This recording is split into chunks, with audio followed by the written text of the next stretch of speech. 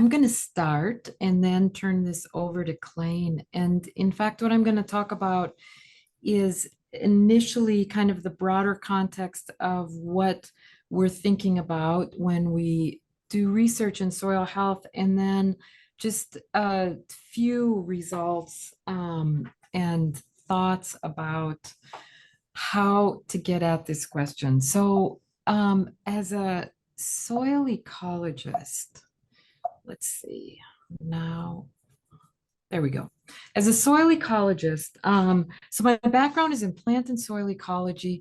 I started doing research in restoration of disturbed systems, metal contaminated sites, invasive species, et cetera. And then it was about 10 years ago when I began thinking about, thanks to colleagues like Clain and Perry Miller, about agricultural systems and how, in fact, if you are interested in moving from high input to lower input and more sustainable agricultural systems, you're really thinking about some of the same questions that we think about when we're restoring a disturbed site and wondering how do we get soils to function in a way that supports the plant community.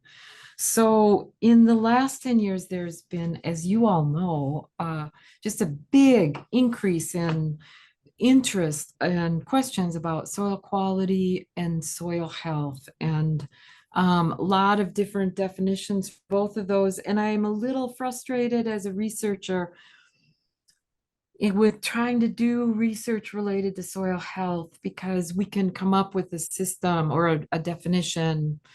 So the soil functions within the ecosystem to sustain biological productivity, environmental quality, et cetera.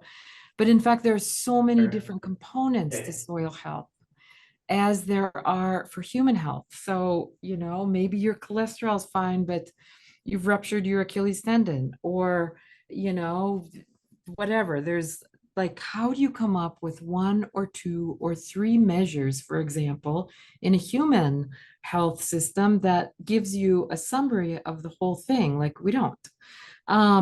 So anyway, this is part of the challenge from my perspective as a researcher, about thinking about what kind of questions can I ask and what kind of data can I collect that will be helpful to farmers who are conscientiously trying to manage systems to increase soil health. So generally, we divide soil health measurements into physical, chemical, biological indicators as one way to break it down.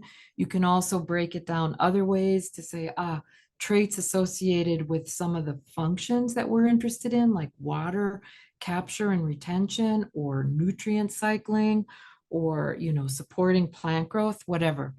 But all of these ways of, for me as a soil ecologist, of thinking about these systems shifts our perspective from kind of the traditional consideration of soils as the mineral content, to thinking about soils really as habitat, and the minerals form the physical structure that in fact creates the pore spaces that are either filled with water or air, that are the source for all of the biological activity, roots being the primary component.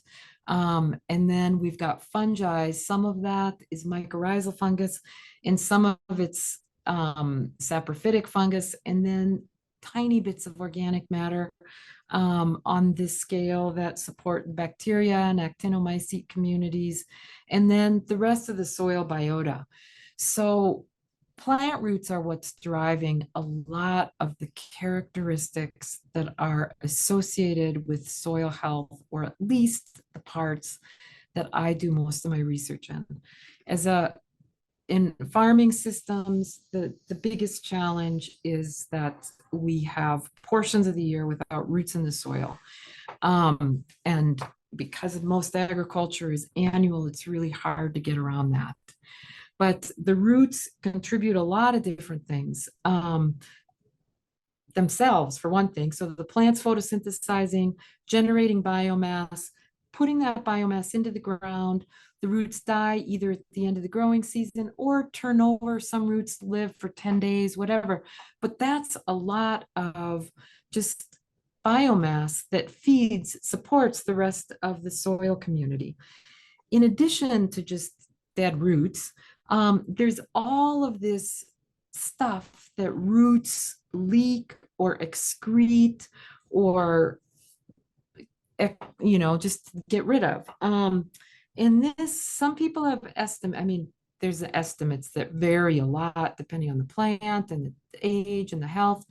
But some people have said that of the amount of carbon that a plant fixes when it's photosynthesizing, as much as 40% is leaked out of the roots or excreted from the roots into the soil. And this is the other part of the reason why plants are so important for the whole soil community. What leaks out might just be a mistake. It could just be things diffuse from areas of higher concentration to lower concentration, like when you drop ink in a glass of water and you've got that. Or it could be that in fact the plant's trying to get rid of things like CO2 or protons, electrons for just charge reasons. And sometimes they are specifically secreting stuff. Soil enzymes, I'm going to talk about more. Roots moving through soil, like a lot of the mineral surfaces are hard and they excrete like a mucus to protect the root as it's moving through the soil.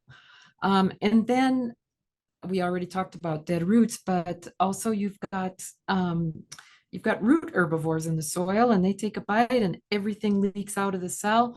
So there's a whole microbial community that hangs out in the root system, just excited about all of this great food source in this soil system. And just really quickly to go through some of these to give you the context, you can divide that community up by size and you can, so we start talking about those that are microscopic or barely visible to the naked eye.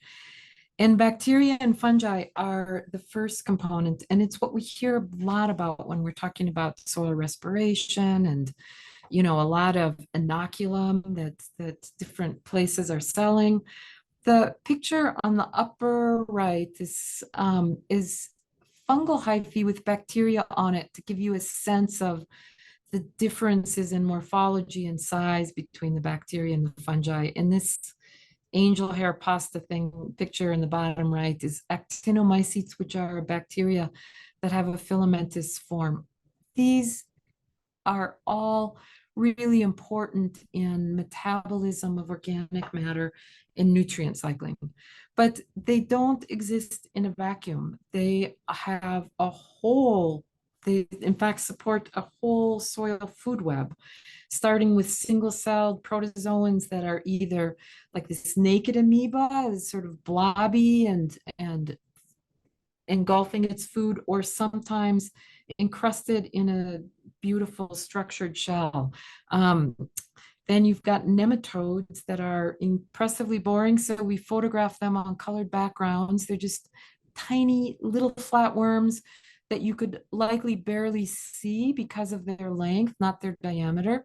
With an electron microscope, you can get a sense of what the mouth parts look like. And this is how we say, oh, that one's a predatory nematode. And we can discern some information about its ecology. But what's going on in these below ground systems, you start out with plants that contribute organic matter to the soil, either in the form of root exudates or dead roots. And that organic matter is metabolized by fungi and bacteria.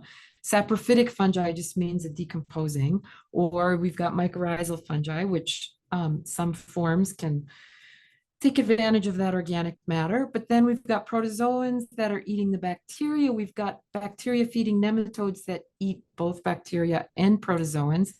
And we've got plant feeding nematodes that are chewing on the roots. And then we've got some nematodes that specifically just eat fungi. And then we've got the predatory nematodes that are eating the rest of everything. So in fact, if you think about, we're going to ask the question like, okay, what happens when you add more organic matter to the soil? Or what if you added an inoculum? In fact, you're adding something into a really complex system. And we have only so far talked about the tiniest components of this soil community. If you, and now I'm going to just gloss over most of the rest of this, but a mite, these are little creatures that are related to ticks and spiders. And you can see this one is on top of a fungal spore. So you've got fungal eating mites, a lot that are really focused on decomposition of organic matter. Springtails, Collembola are another creature that are fungal feeding. Chew the mycorrhizal hyphae right up. And then enchytraeids are tiny versions of earthworms that are more common in disturbed and maybe acidic soils.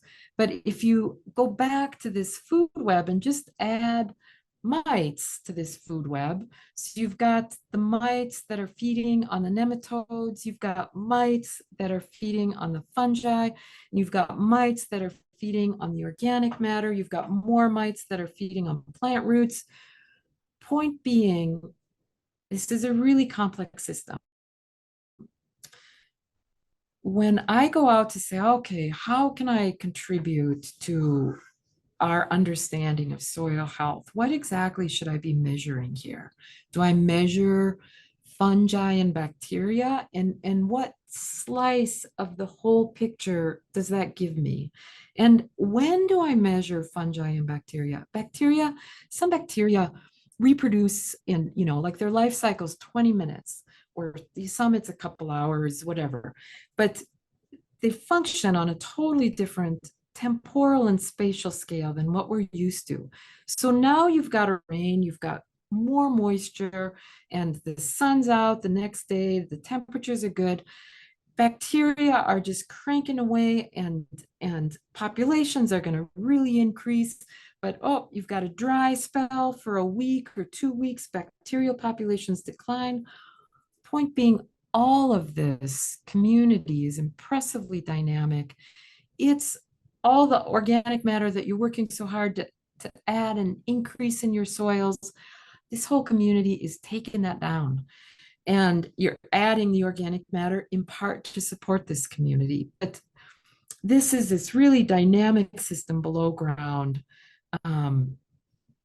that, in fact, is what really constitutes soil health. But the challenges of figuring out how to measure that in our little snapshots of time and provide reasonable information to you are not trivial.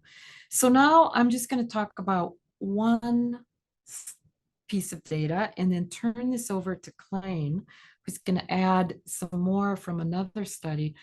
But part of the research that I have been working on in the last few years is to ask the question, how do soil health traits vary in response to different cropping systems?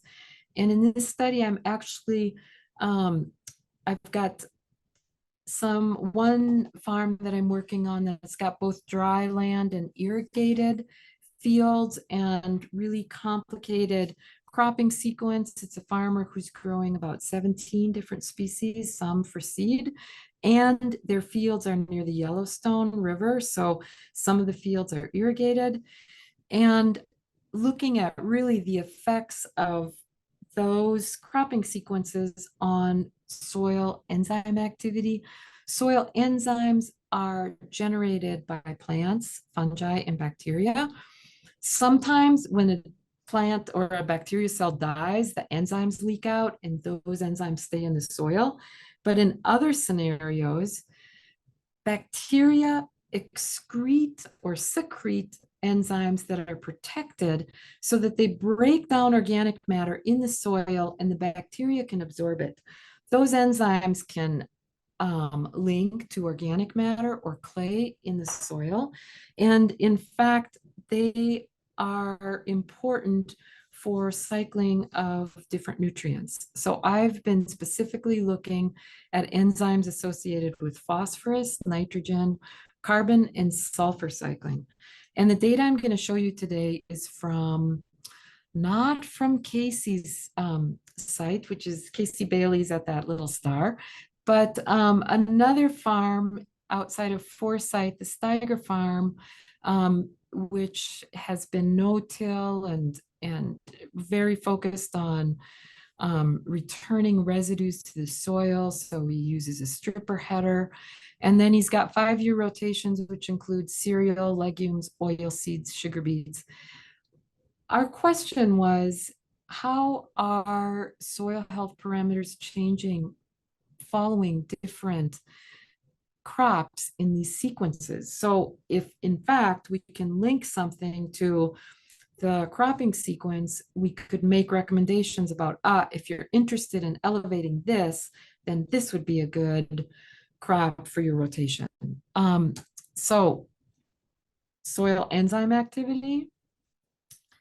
I've got 4 different fields here, and the field we sampled the year after sugar beet in field 1, and we had legumes in field 2 and oilseed in field 3, and field 4 is a dry land cereal. And this is just a measure of the average soil enzyme activity across the different enzymes that we measured. And in fact, following sugar beet, we've got the highest enzyme activity, and following dryland cereal, we've got the lowest. So this was results after year 1. We went back to those same fields that this time field 1 had legumes growing in it, and we sampled after the legumes. Sugar beets were planted in field 2, and we had legumes again in field 3, and the dryland wheat stayed as dryland wheat.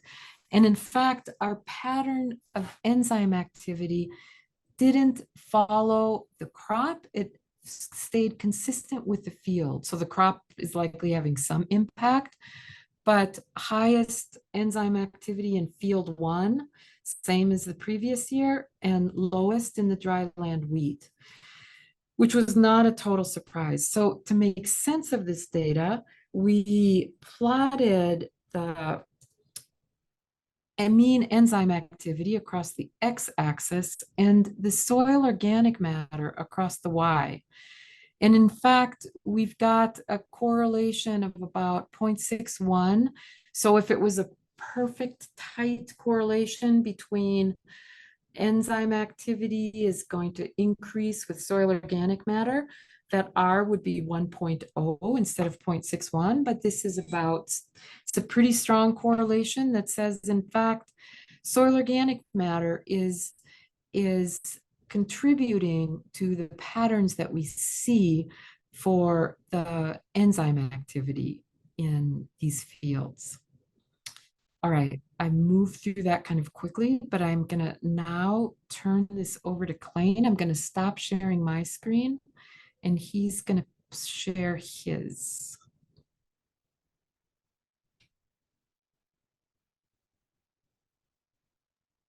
Thank you very much, Cathy, and excited to hear from Clain. Also, we should say at this point that Cathy actually wrote the book on wheat, so maybe we should talk about that in the Q&A after Clain's talk.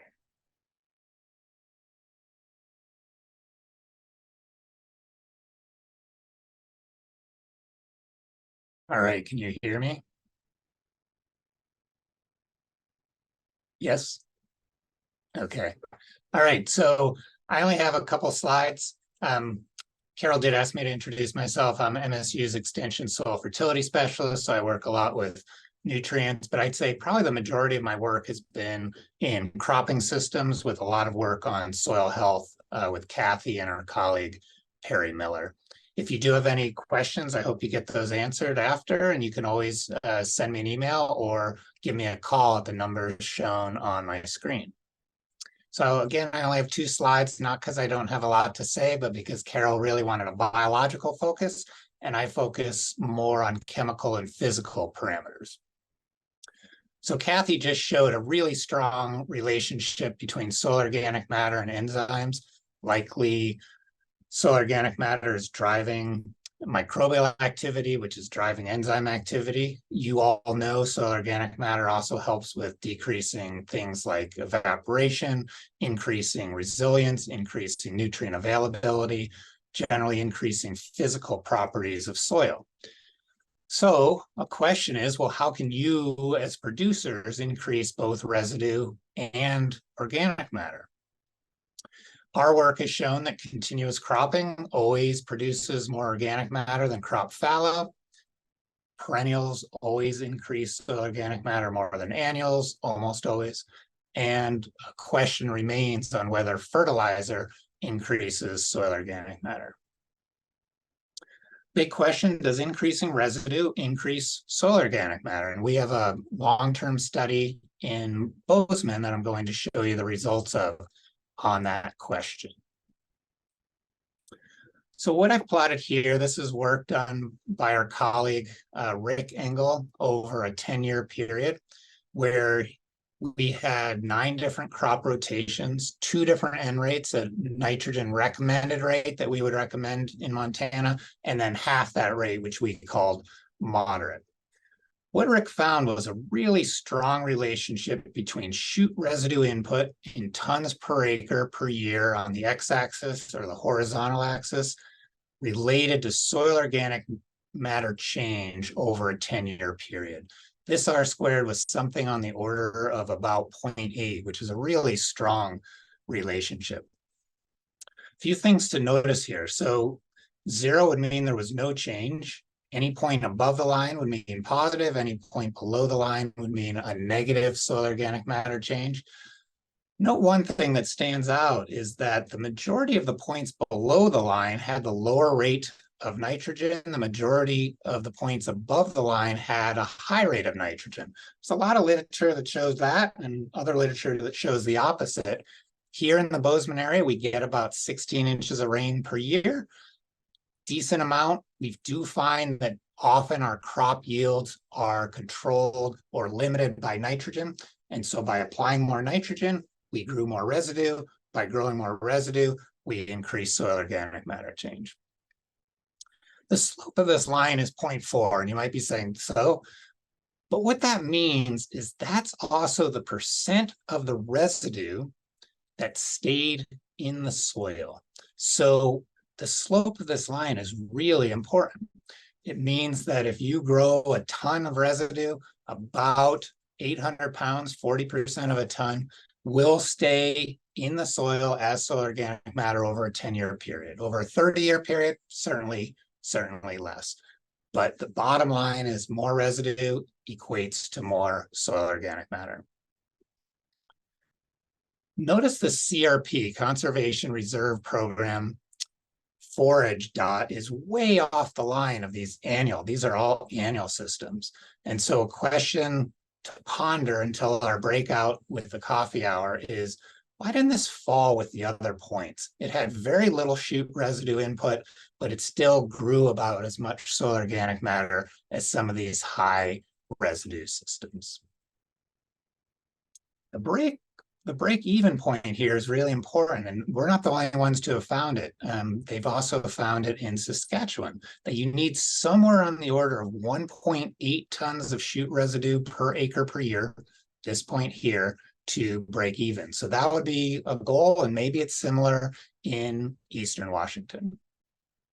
So if you do want more information on soil health and my program, you can go to my webpage, and with that, Cathy and I can take any questions you have.